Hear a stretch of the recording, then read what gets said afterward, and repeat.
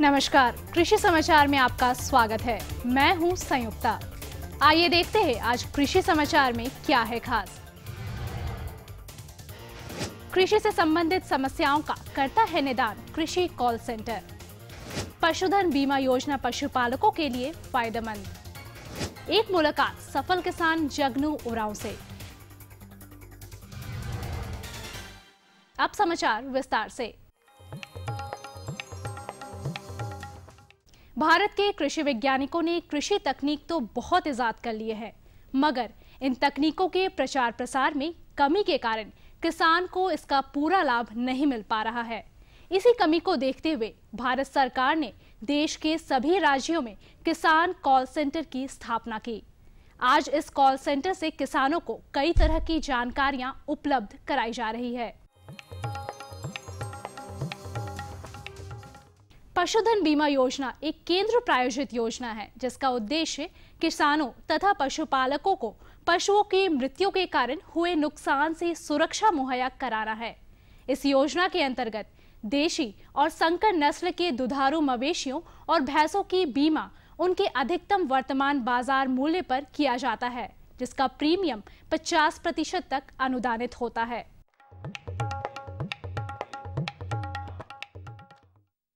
आने वाले महीनों में खरीफ धान की खेती होने वाली है। किसान अगर टाड़ जमीन में धान की खेती करने जा रहे हैं तो बैल और हल के पीछे बीज गिराकर या सीड ड्रिल के द्वारा भी बुआई कर सकते हैं। अच्छी बारिश हो या सिंचाई की उत्तम व्यवस्था हो तो टाड़ जमीन में खरीफ धान की खेती से अच्छी उपज पाई जा सकती है। टाड़ में धान की बुआई के लिए कई बेहतर तरीके प्रचलित हैं। इनमें से 2-3 विधियों के संबंध में हमारे कृषि विशेषज्ञ की सलाह है। टाड़ जमीन में जो हम लोग का जो विधि है बुआई का, एक तो हम लोग बैल के पीछे मतलब हम लोग लाइन में करते हैं और दूसरा सीड ड्रिल से करते हैं। अगर किसान भाई आपके पास बैल है तो बैल के पीछे हम लोग लाइन में हम लोग सीड को गिराते चले जाते हैं, और दूसरा हम लोग मैंने आपको बताया था सीड ड्रिल से भी करते हैं। और किसान भाई अगर वो भी नहीं है तो हम लोग उसमें डछो से हम लोग लाइन खोल के हम लोग करते हैं, जिसमें हम लोग कतार से कतार की दूरी 20 सेंटीमीटर रखते हैं और लाइन में ही हम लोग बीज को गिराते जाते हैं। तो ये 3 तरह की विधि है किसान भाई, जो आपको अच्छा लगे। अगर सीड ड्रिल से करते हैं तो उससे आपको समय का बचत होता है, पैसा की बचत भी होता है, और हल के पीछे भी हम लोग बीज लगा सकते हैं। ये 2 मेथड हम लोग का कॉमन है, जिससे हम लोग को कम समय में हम लोग ज़्यादा से ज़्यादा बीज को लगा सकते हैं। सब्जी व्यापारियों की माने तो मौसम आने पर बाजार में झींगे की तेज मांग रहती है।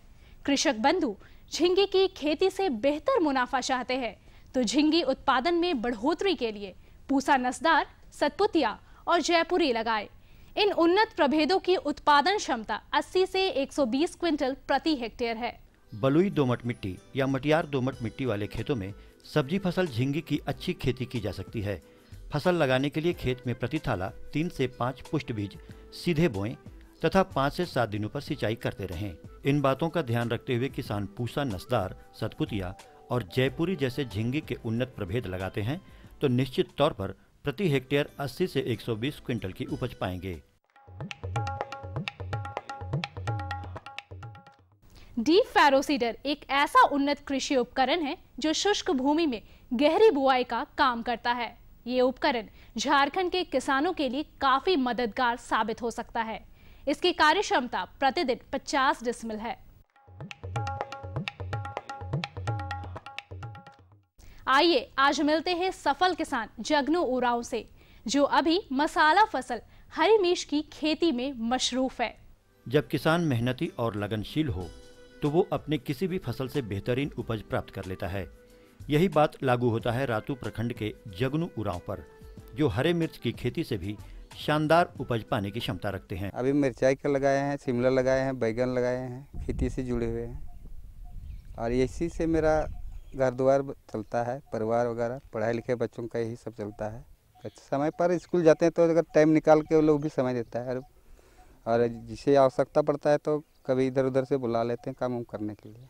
जी खेती से मेरा परिवार भी पूरा खुश है और उसी से ही चलता है, बाकी तो कोई बिजनेस वगैरह कुछ है ही नहीं। और अब एक नजर राज्य के 5 प्रमुख शहरों के मौसम के मिजाज पर।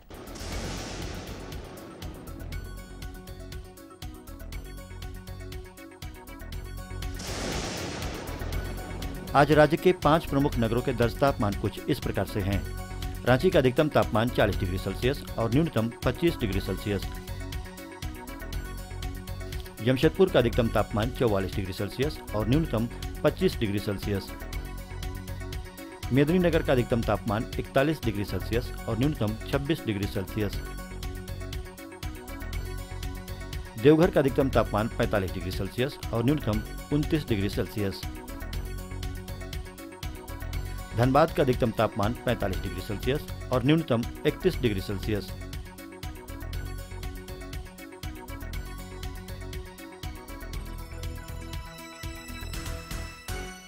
और अब मंडी भाव में आइए नजर डालते हैं अनाजों के भाव पर।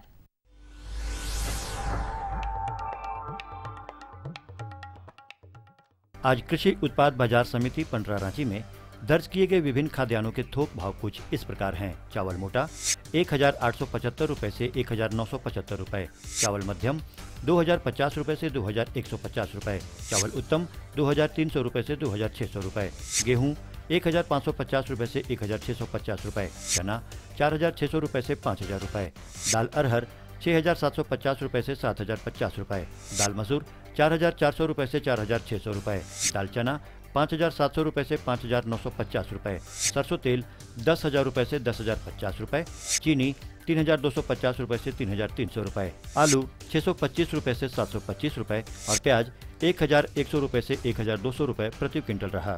कृषि समाचार में आज इतना ही। अगले दिन अगले अंक में फिर मुलाकात होगी कुछ ताजा तरीन खबरों के साथ। तब तक के लिए दीजिए इजाजत। नमस्कार, जोहार। ये लो और बताओ। बस। अरे ये क्या भैया जी, बस इतनी सी रासायनिक खाद? किसानी छोड़ रहे हो क्या? किसानी नहीं, नादानी छोड़ रहे हैं। मिट्टी की जांच कराई है। अब तो लालाजी जितनी जरूरत है उतने ही उर्वरक खेत में डालेंगे। हाँ, किसान भाई आज ही अपने जिले की नजदीकी भूमि परीक्षण प्रयोगशाला में मिट्टी की जांच जरूर करवाएं और मिट्टी में पोषक तत्व, नमी व पौधे के विकास को देखते हुए केवल जरूरत के अनुसार ही पोषक तत्व डालें। और हाँ, मिट्टी में गंधक, जस्ता, बोरोन जैसे सूक्ष्म पोषक तत्वों का पता लगाना भी न भूलें। उर्वरक और जैविक खाद के सही उपयोग से भूमि का उपजाऊपन बनाए रखें, उत्पादकता बढ़ाएं, खर्चा घटाएं और बहुमूल्य विदेशी मुद्रा बचाने में भी सहयोग दें। और हाँ, धीमी गति से नाइट्रोजन उपलब्ध कराने वाले उर्वरकों जैसे नीम लेपित यूरिया को प्राथमिकता दें और यूरिया का पत्तों पर छिड़काव करें। अरे वाह, तू तो सचमुच समझदार हो गया रे। अधिक जानकारी के लिए संपर्क करें जिला कृषि अधिकारी या किसान कॉल सेंटर। अम्मा खाना दे दो ना। सबर कर गोलू, अभी दाल नहीं गली है। तू फिक्र ना कर गोलू की अम्मा, अब की बार अपनी दाल खूब गलेगी। क्या मतलब जी? अब की बार NFSM के तहत दाल की पैदावार को बढ़ाने के तरीकों को दिखाने के लिए देश में 1000 क्षेत्र चुने गए हैं, जिसमें हमारा इलाका भी आ गया है। पर इससे हमें क्या फायदा? हमें 5 एकड़ खेती के लिए खाद और कीटनाशक के अलावा बढ़िया बीजों की एक मिनी किट भी मिलेगी। इतनी दाल का करेंगे क्या जी? अरे भगवान, सरकार ने दलहन का समर्थन मूल्य भी खूब बढ़ा दिया है और इनकी खरीद का भी पूरा इंतजाम कर लिया है। इससे आमदनी बढ़ेगी और फिर हमारा गोलू अच्छे स्कूल में जाकर के कृषि वैज्ञानिक बनेगा। हाँ,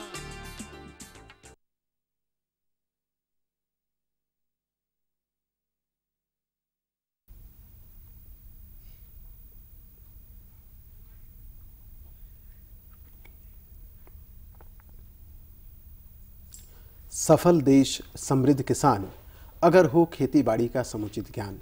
किसान भाइयों, कार्यक्रम कृषि दर्शन में आपका बहुत बहुत स्वागत है। नमस्कार, जोहार।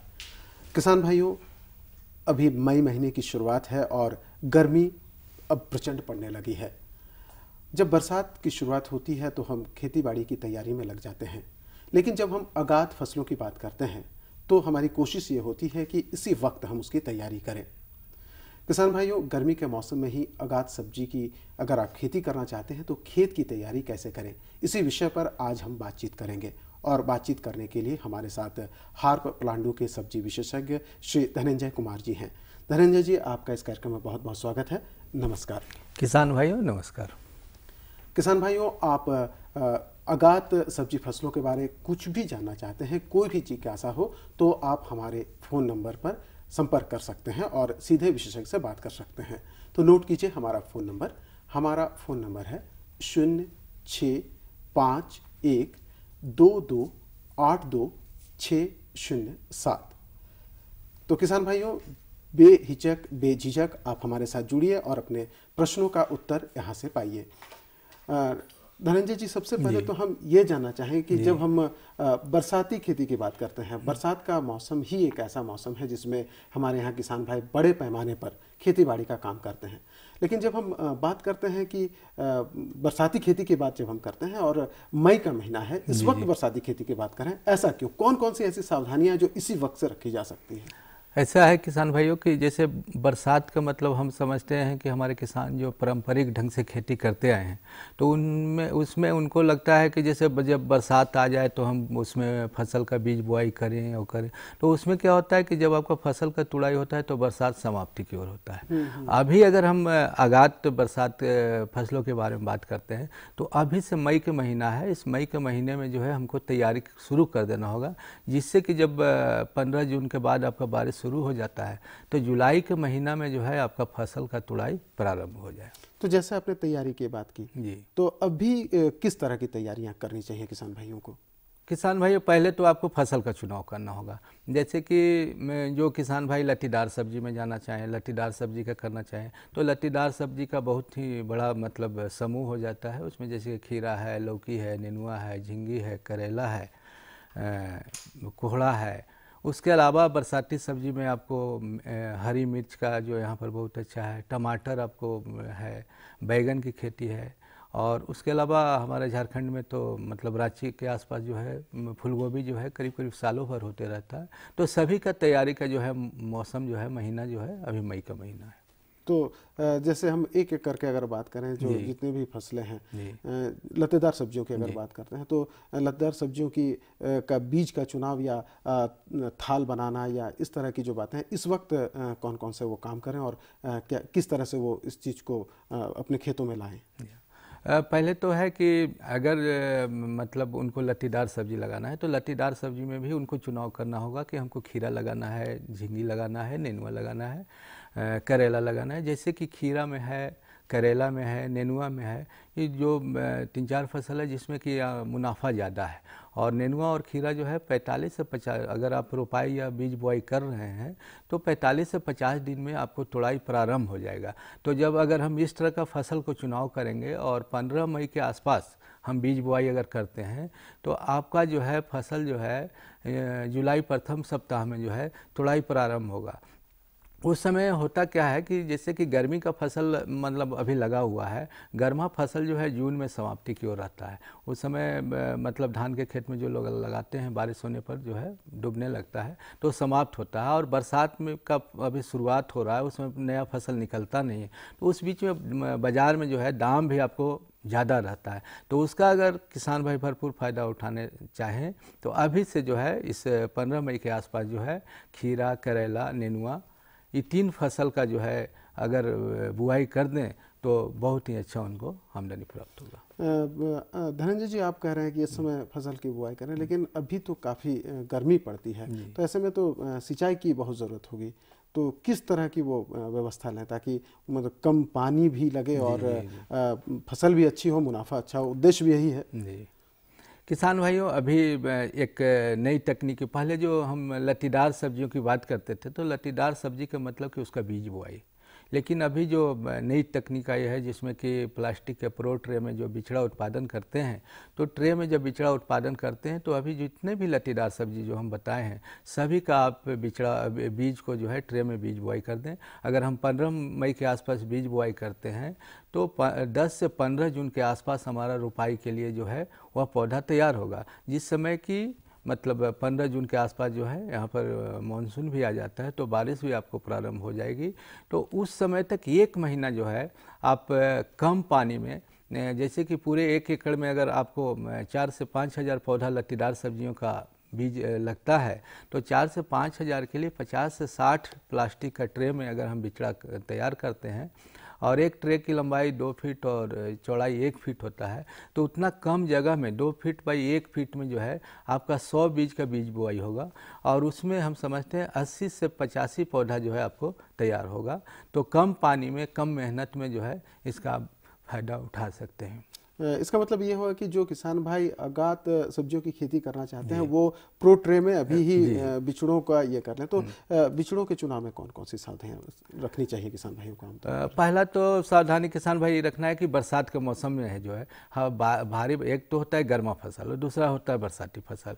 तो सभी सब्जी जो है, जैसे सभी बीज जो है, सभी किस्म जो है, अगर हम खीरा की बात करते हैं या नेनुआ की बात करते हैं तो सभी किस्म गर्मी और बरसात में नहीं होता। कोई गर्मी में होता है, कोई बरसात में होता है, और कुछ किस्म ऐसा है जो कि गर्मी बरसात दोनों में होता है। तो जैसे कि खीरा की बात करते हैं तो खीरा में आप बाज़ार में जो संकर किस्म उपलब्ध है, जैसे सिंजेंटा कंपनी का टेस्टी है, ननहेम्स कंपनी का नूरी है, सेमनिस का मालिनी है, और इस तरह से मतलब जो है गर्मी और बरसात में जो हम लोग परीक्षण करके देखे हैं, दोनों मौसम में इसका उपयुक्त फसल आता है।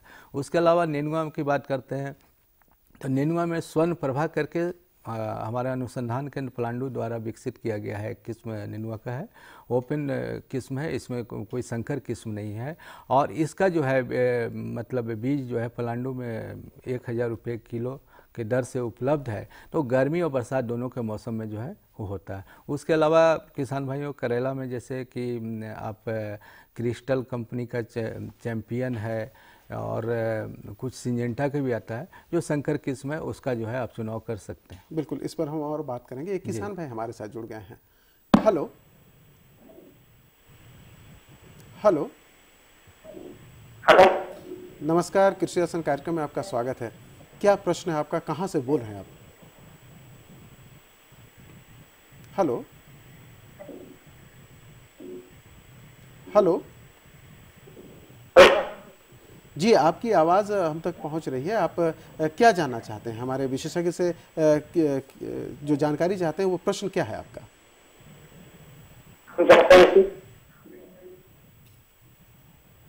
जी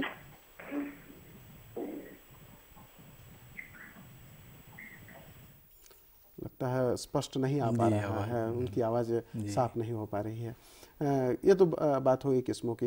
आप बता रहे थे कि प्रो ट्रे में तो क्या जो दूरियां होती है फसल लगाने की, तो प्रो ट्रे में लगाते हैं या हमारे यहाँ जो पारंपरिक ढंग से जो किसान भाई लगाते हैं थालियां बनाकर लगाते हैं, तो जो अंतर होता है दूर, जैसे किसी कोई भी लतेदार फसल की बात करें हम, चाहे वो झींगी हो, नेनुआ हो, खीरा हो, तो दूरियों का भी कुछ अंतर होता है क्या? दूरियां क्या होनी चाहिए? हाँ, अगर हम दूरी का तो बहुत मतलब फसल पर बहुत बड़ा प्रभाव पड़ता है। अगर कोई फसल हम कम दूरी में लगा देते हैं तो उसका भी नुकसान होता है, और बहुत ज़्यादा दूरी में भी लगा देंगे तो उसका भी नुकसान होता है। तो जो अनुशंसित दूरी है, रिकमेंडेड जो किया गया है कि कौन सा फसल के, लेकिन जैसे कि अगर हम अभी बरसात में जो आगाती बात कर रहे हैं, तो बरसात में जब भी खेती करेंगे लत्तर वाली सब्जी के करेंगे तो उसको ज़मीन के ऊपर नहीं रखेंगे, पौधा को हम जो है ऊपर चढ़ाएंगे, ऊपर सहारा देंगे। तो जब सहारा देते हैं तो जो है हमारा ऊपर वाला ज़मीन का ज़्यादा प्रयोग होता है, नीचे वाला ज़मीन का कम प्रयोग होता है। तो उस स्थिति में जो है आप लाइन से लाइन की दूरी 1 से 1.5 मीटर रखें। अच्छा, 1 से 1.5 मीटर लाइन की दूरी। जैसा आपका मतलब ज़मीन का अगर उर्वरा शक्ति बहुत ज़्यादा उपजाऊ ज़मीन है तो आप 1.5 मीटर रखें, और कम उपजाऊ ज़मीन है तो 1 मीटर रखें लाइन से लाइन की दूरी। और पौध से पौध की दूरी 50 सेंटीमीटर रखें, और एक पौध जो है वहाँ पर लगाएंगे अगर, तो आपको भरपूर फायदा मिलेगा। और जो हम सहारा देने की बात कर रहे हैं तो उसका कम से कम 5 से 6 फीट ऊंचा जो है आप बांस के खूंटा पर तार लगा करके उसको पौधा को चढ़ा सकते हैं। धनंजय जी, बहुत सारे किसान भाई ऐसा सोचते हैं जैसे अगात सब्जी लगा रहे हैं और जब बरसात में लगा रहे हैं, तो क्या फलन में कोई अंतर होता है? क्योंकि किसानों के लिए बहुत बड़ी बात हो जाती है कि अगर उपज कम हो गया तो ये, तो इस शंका को भी हम दूर करना चाहेंगे। नहीं, ऐसा है कि जब हम जो अभी आगात की बात कर रहे हैं तो इस तरह में जो हम पौध लगाएंगे तो जब बरसात शुरू होगा तो उस समय उसका बढ़वार बहुत ज़्यादा होता है, और गर्मी के मौसम के बाद जैसे ही मौसम परिवर्तन होता है तो पौधा का बढ़वार ज़्यादा होता है और उसमें फलन का कोई कमी नहीं आएगा।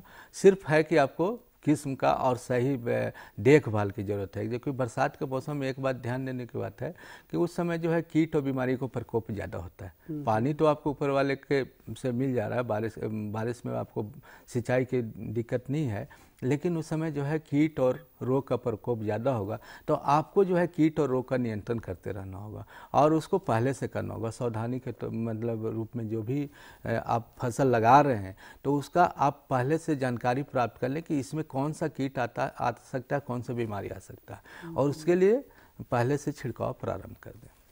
एक चूंकि अब रोगों की बात आई है तो बहुत सारे ऐसे किसान भाई हैं जो जब फलन होने लगता है, शुरू होने लगती है, सब्जी फसल लगने लगती है तो नर और मादा का कुछ अंतर नहीं कर पाते हैं या इस तरह की कुछ बातें होती है। हमने देखा कि आप कुछ फसलों के ये नर और मादा है, तो कैसे इसको पहचानेंगे किसान भाई?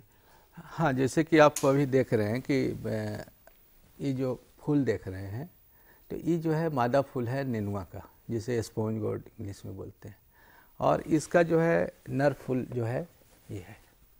तो अगर आपका होता क्या है कि किसान समझते हैं कि फल है, लेकिन ये अभी फल नहीं बना है, ये अभी फूल है, मादा फूल है और ये नर फूल है। नर फूल का यहाँ बीच में पराग है, ये फूल जो है कल सुबह खिलेगा। यहाँ से पराग उड़ करके अगर इसके बीच में जो एस्टिग्मा बोलते हैं फीमेल फ्लावर का, इसके बीच में जब यहाँ पर आएगा तब आपका फल बनेगा, और नहीं तो ये बाद में जो है सूख करके सड़ने लगेगा।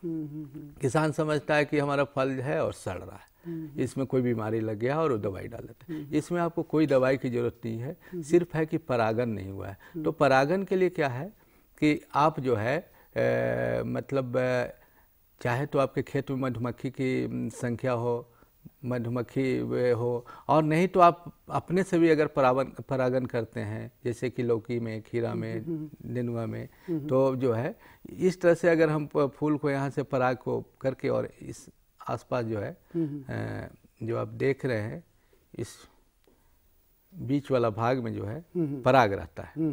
ये पराग चाहे तो हवा के द्वारा या मधुमक्खी के द्वारा या आप स्वयं जो है इसको यहाँ पर अच्छा ये काम कर सकते हैं। अच्छा, हाँ, अच्छा, हाँ, स्वयं भी किया है। हाँ, बहुत सा, जैसे कि आप बंगाल में जाएंगे, उड़ीसा में जाएंगे तो वहाँ परवल में जो है परागन लोग करते हैं। या आप अपने घर में जितना भी लत्तीदार सब्जी लगा हुआ है, जो भी किसान भाई लगाए हुए हैं, जैसे कि उनको ध्यान देना होगा कि लौकी और झींगी में जो है शाम को फूल खिलता है, तो उसका परागन शाम को होना चाहिए। और खीरा, करेला, नेनुआ, कोहड़ा में जो है सुबह फूल खिलता है, तो उसका परागन जो है मतलब सुबह होना बिल्कुल चाहिए। ये काफी महत्वपूर्ण जानकारी किसान भाइयों के लिए। इसमें जो है एक आप जैसे कि नेनुआ था, ये जो है झींगी का है, झींगी का मादा फूल हुआ और ये जो है नर फूल हुआ है। तो इसका पराग जब तक नहीं आएगा तो तब तक आपका फल नहीं बनेगा। किसान के साथ एक भ्रांति जुड़ा हुआ है कि उसको फल समझ लेता है, और फल समझने के चलते जो है मतलब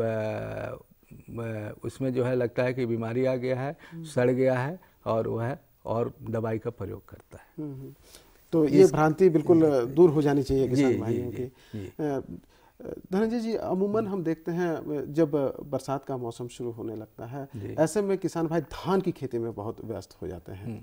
तो धान की खेती करने वक्त कुछ फसलों में सड़न उत्पन्न होने लगती है, तो उस वक्त कौन कौन सी सावधानियां किसान भाई लगाएं जो अभी फसल लगा रहे हैं, या कौन कौन से फसल के लिए उस समय के लिए अपने आप को तैयार रखें? जैसे अभी हम लोग बात करें आगात, बरसात में आगात खेती की, तो अगर हम बरसात में आगात खेती करते हैं तो किसान भाइयों के लिए जो धान का समय है 15 जुलाई से 15 अगस्त के आसपास जो धान में उनका रोपाई का समय जो चलता है, तो उस समय एकदम निश्चिंत होकर के धान का रोपाई कर सकते हैं।